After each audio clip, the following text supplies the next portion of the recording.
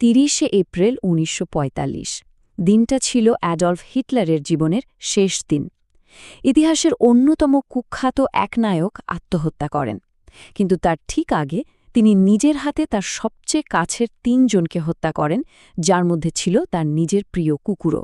ভাবা যায়, এই সব কিছুই ছিল ৪৮ ঘণ্টার এক ঠান্ডা মাথার প্ল্যানের অংশ। চলুন হিটলারের সেই শেষ মুহূর্তগুলোর ভেতরে একবার ঢুকে দেখা যাক। কিন্তু এই পুরো ঘটনার সবচেয়ে অদ্ভুত আর শকিং অংশ কোনটা জানেন? আত্মহত্যার ঠিক কয়েক ঘণ্টা আগে হিটলার তার নিজের প্রিয় জার্মান শেফার্ড ব্লন্ডিকে হত্যা করেছিলেন। যে কুকুরকে তিনি বলতে গেলে নিজের সন্তানের মতো ভালোবাসতেন, তাকেই তিনি কেন মারলেন? এই প্রশ্নটা দিয়েই আজকের আলোচনাটা শুরু করা যাক। আসলে এই নিষ্ঠুর কাজের পেছনে দুটো কারণ ছিল। প্রথমটা হলো, তিনি সায়ানাইডের কার্যকারিতা পরীক্ষা করতে চেয়েছিলেন। কারণ ঠিক ২৪ ঘণ্টা পরেই তিনি ওই একই বিষ তার সদ্য বিবাহিত স্ত্রী ইভা ব্রাউনকে দেওয়ার প্ল্যান করেছিলেন। আর দ্বিতীয় কারণটা আরও অদ্ভুত।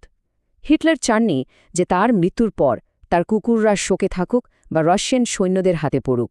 তাই তিনি ব্লন্ডিকে বিষ দিয়ে আর অন্য কুকুরগুলোকে গুলি করে মেরে ফেলার নির্দেশ দেন।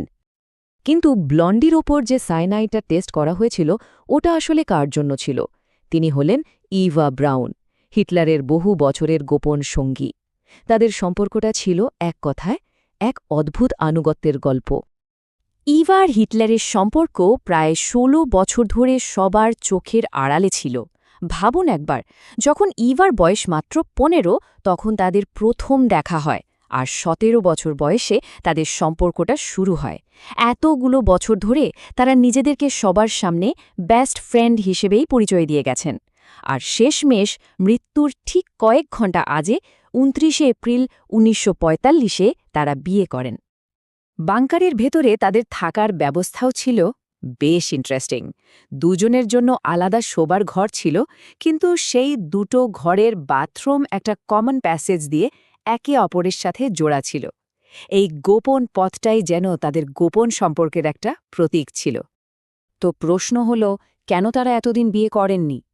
হিটলারের যুক্তি ছিল যে তিনি তার স্ত্রীকে যথেষ্ট সময় দিতে পারবেন না। আরও একটা বড় কারণ ছিল, তিনি জানতেন যে তিনি সন্তান জন্ম দিতে অক্ষম। বিভিন্ন ওষুধ আর শারীরিক সমস্যার কারণে তিনি বাবা হতে পারবেন না বলে বিশ্বাস করতেন। তাই তিনি জনসম্মুখে কোনোদিন বিয়ের সম্পর্কে জড়াতেই চাননি। কিন্তু যখন মৃত্যু একদম দরজায় কড়া নাড়ছে, তখন সব হিসেব বদলে গেল। হিটলার শেষ মুহূর্তে বিয়ে করার সিদ্ধান্ত নিলেন। এটা ছিল তাদের সম্পর্কের একটা চূড়ান্ত পরিণতি, যদিও সেই পরিণতিটা ছিল মৃত্যুর ছায়ায় ঢাকা। হিটলার তার শেষ উইলে পরিষ্কার লিখেছিলেন যে তারা একসাথেই মরবেন, কারণ তারা আত্মসমর্পণের অপমানটা কিছুতেই মেনে নিতে পারতেন না। তার কথায়, রাশিয়ানদের সামনে নতজানু হওয়ার থেকে স্বেচ্ছা মৃত্যুই অনেক ভালো। এই বিয়েটা ছিল আসলে একসাথে মরে যাওয়ার চুক্তিরই একটা অংশ। মজার ব্যাপার হলো, কিভাবে মরবেন তা নিয়েও তাদের মধ্যে মতের মিল ছিল না। হিটলার চেয়েছিলেন খুব তাড়াতাড়ি আর যন্ত্রণাহীন মৃত্যু, তাই তিনি বন্দুক বেছে নেন। অন্যদিকে ইভা ব্রাউন মৃত্যুর পরেও সুন্দর থাকতে চেয়েছিলেন, তাই তার পছন্দ ছিল সায়ানাইড। ভাবুন, শেষ মুহূর্তেও তাদের প্রায়োরিটিগুলো কত আলাদা ছিল। বিয়ের পর তাদের একসাথে মৃত্যুর প্ল্যানটা আরও নিখুঁতভাবে তৈরি করা হলো। একটাই উদ্দেশ্য ছিল, যেন কোনোভাবেই প্ল্যানটা ফেল না করে, আর তারা যেন একই মুহূর্তে মৃত্যুবরণ করতে পারেন। বিয়ের পর রাতে একটা ছোট্ট মদের পার্টি চলছিল। সেখানেই হিটলার ঘোষণা করেন যে তিনি আর ইভা ঠিক একই সময়ে মরতে চান। এই ঘোষণাটা তাদের আত্মহত্যার পরিকল্পনাকে আরও জটিল করে তুলেছিল। তো নতুন প্ল্যানটা ছিল এরকম, দুজনের কাছেই একটা করে সায়ানাইড ক্যাপসুল আর একটা করে পিস্তল থাকবে। যদি কোনো একটা পদ্ধতি কাজ না করে, তাহলে অন্যটা ব্যবহার করা হবে, মানে ডাবল প্রোটেকশন। উদ্দেশ্য একটাই, কোনো অবস্থাতেই যেন একজন আরেকজনকে ছাড়া বেঁচে না থাকে। চলুন এবার আমরা সেই শেষ কয়েক ঘন্টার দিকে এগিয়ে যাই। সময় দ্রুত ফুরিয়ে আসছিল, আর বাংকারের ভেতরে টেনশন তখন চরমে। ৩০শে এপ্রিল সকাল ৬টায় খবর এলো যে রাশিয়ান সৈন্যরা রাইখস্ট্যাগে, মানে সংসদ ভবনে পৌঁছে গেছে। দুপুর ১২:৩০টায় খবর এলো বাইরের পরিস্থিতি ভয়াবহ। ১:৫টায় হিটলার তার সৈন্যদের কাছ থেকে শেষ বিদায় নিলেন, আর অবশেষে দুপুর 3:30টায় সে চূড়ান্ত মুহূর্তটা এসে গেল। হিটলার তার সৈন্যদের বলেছিলেন, আমি শত্রুর হাতে পড়ে কোনো নতুন তামাশার বস্তু হতে চাই না, যা তাদের ওই উন্মত্ত জনতাকে আনন্দ দেবে। তার কাছে ধরা পড়ে কোনো মিউজিয়ামের জিনিস হওয়ার চেয়ে মৃত্যুই ভালো ছিল। তার জীবনের শেষ খাবারটা ছিল খুব সাধারণ স্প্যাগেটি আর স্যালাড। আর অন্যদিকে ইভা ব্রাউনও মৃত্যুর জন্য প্রস্তুত হচ্ছিলেন। তিনি তার মৃত্যুর পোশাক হিসেবে হিটলারের সবচেয়ে প্রিয় কালো পোশাকটাই বেছে নিয়েছিলেন। সব প্রস্তুতি শেষ, বিদায় জানানোও হয়ে গেছে। এবার সে ফাইনাল মোমেন্ট, যা একটা মাত্র শব্দ দিয়ে পুরো বাংকারের নিস্তব্ধতা ভেঙে দেবে।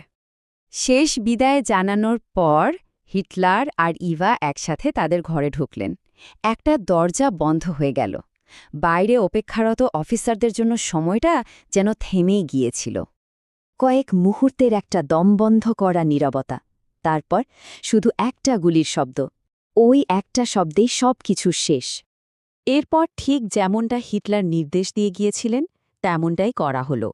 তার বিশ্বস্ত অফিসাররা ঘরে ঢুকে তাদের দুজনের দেহ বাইরে বাগানে নিয়ে এলো।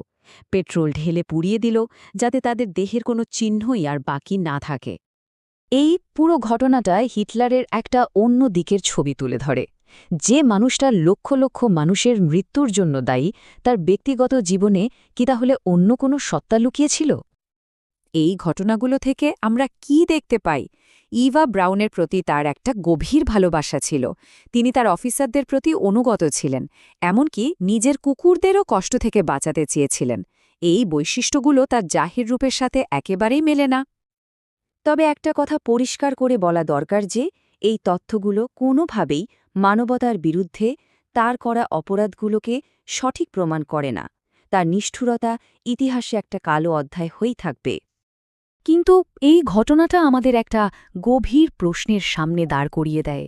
একজন মানুষ কিভাবে ব্যক্তিগত জীবনে এতটা ভালোবাসা আর আনুগত্য দেখাতে পারে, অথচ জনসম্মুখে এত বড় শয়তানে পরিণত হতে পারে? এই দ্বিচারিতা নিয়ে ভাবার অবকাশ অবশ্যই আছে।